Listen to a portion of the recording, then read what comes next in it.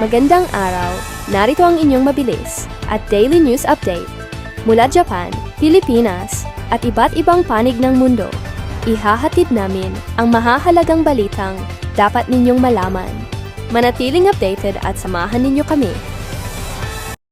Binago ng Japan noong 2024 ang batas kaugnay ng Permanent Resident (PR) status, kung saan maaari na itong bawiin sa mga kasong may malicious o sinadyang hindi pagbabayad ng buwis at social insurance. Para sa foreign residents, mas mabigat ang epekto dahil maaaring mawala ang kanilang karapatang manatili sa bansa kumpara sa Japanese citizens na kadalasang pinapatawan lamang ng financial penalties.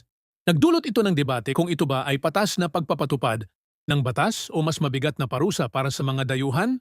Sa ganitong sitwasyon, mahalagang manatiling maalam at handa sa mga pagbabago. Nagbabala ang mga awtoridad tungkol sa panganib ng tsunami at ang kahalagahan ng agarang paglikas, lalo na sa mga baybayin at bungad ng ilog. Iba ang tsunami sa karaniwang alon dahil sa lakas at bilis nito, kahit maliit na taas ay maaaring makapaminsala. May tatlong antas ng babala, major warning, warning at advisory, na may iba't ibang antas ng panganib.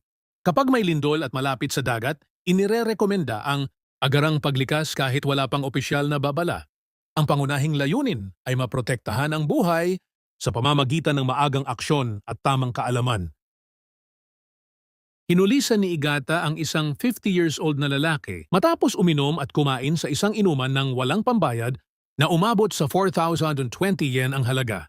Ayon sa investigasyon, iginiit niyang may darating na kaibigan na magbabayad, ngunit hindi ito napatunayan.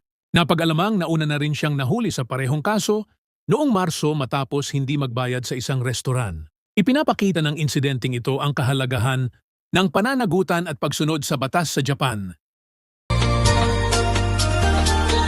Mga problema at suliranin sa buhay ay hindi nawawala. Tanging kailangan ibay ng puso upang ikaw ay di maging kawawa. Mag-usap tayo at gagaan mga problema nyo. Mga pagsubok sa ating buhay. Malaking promo na hindi mo dapat palampasin. Handa na kami magbigay ng mas maraming offer para mag-book, makinig, manood at makisabay sa aming mga espesyal na alok. Exclusive promo sa plane ticket. Sa bawat pag-order ng plane ticket, may libreng original Mag-usap Tayo by Vicky Ozawa polo shirt kaagad. Isang plane ticket includes isang original Mag-usap Tayo polo shirt. Mas maraming ticket, mas maraming libreng polo shirt. Limited po ang aming offer up to 50. Person, no choosing in color size. Translation service Japanese-English Tagalog, dagdag tipid sa bawat transaction. Totoong tipid. Walang komplikadong proseso. Direktang bawas presyo. Abangan ang iba pang promo. Marami pang sorpresa at updates na pwede mong makita at marinig sa aming mga platform. Balak mo bang pumunta sa Amerika? Andito po kami para ibigay ang aming makakayang serbisyo sa amin pong kaalaman. Message lang po. Makinig at manood sa Spotify at Apple Podcast. Laging updated sa mga bagong promo at balita. Message na po ngayon. Limitado lamang ang promo kaya huwag nang maghintay. I-check ang aming page, mag-message na po at mag-order ngayon. Kami po ng Team Mag-usap Tayo by Vicky Ozawa. Maraming salamat po. Message na po ngayon. Ang promo na ito ay para sa mga gustong maglakbay, makatipid at makatanggap ng espesyal na regalo. Samantalahin na po, message lang po sa FB page Mag-usap Tayo by Vicky Ozawa.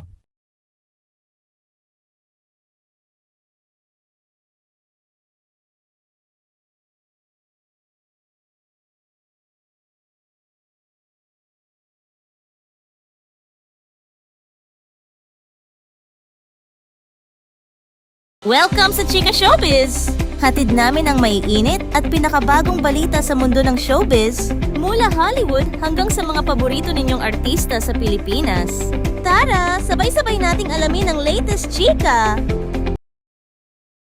Maraming artista sa Hollywood at Pilipinas ang nagsilbing inspirasyon dahil sa kanilang kwento ng pagbangon mula sa kahirapan at pagsubok. Mula kina Robert Downey Jr. at Oprah Winfrey hanggang kina Vilma Santos at Pokwang, ipinapakita ng kanilang buhay na ang tagumpay ay bunga ng tiyaga, tapang, at paniniwala sa sarili. Ang kanilang mga kwento ay paalala na ang hirap ay hindi hadlang kundi bahagi ng mas matibay na paglalakbay tungo sa tagumpay. Sa kabila ng kasikatan, may mga artista sa Hollywood at Pilipinas na mas piniling mamuhay ng tahimik at malayo sa kontrobersya. Kabilang dito, sina Keanu Reeves, Meryl Streep, Aga Muhlach, at Sharon Cuneta na pinahalagahan ng privacy, pamilya, at dignidad. Ipinapakita nila na hindi kailangang maging sentro ng intriga upang manatiling matagumpay at respetado sa industriya. At iyan ang kabuuan ng ating balita. Maraming salamat sa inyong pagtutok. Huwag kalimutang i-follow ang aming page. Mag-usap tayo by Vicky Ozawa para sa mas marami pang updates mula Japan, Pilipinas, at buong mundo. Ingat at hanggang sa muli. Before we end, we invite everyone to like, share, and subscribe to our page. You can watch us not only on Facebook, but also on our YouTube channel for more updates and exclusive content. We also have original 100 Pinoy diaries and 95 Tagalog quotes at Spotify and Apple Podcast. All in Tagalog, written by Vicky Ozawa. Voice over by talented Filipina, Miss Joy and Jasmine, now available. So don't forget to listen and support our creative works. If you have any concerns, inquiries, or if you are interested in our commercials or services, please feel free to message us anytime on our Facebook page, Mag-usap tayo by Vicky Ozawa. We are open Monday to Friday, 9 a.m. to 6 p.m., Japan time. Thank you very much for your continued support. And we look forward to assisting you. Maraming salamat from Team Mag-usap tayo by Vicky Ozawa. Here is short quote from Ms. Vicky Ozawa, Life is a gift. Find peace of mind first rather than happiness. Thank you very much.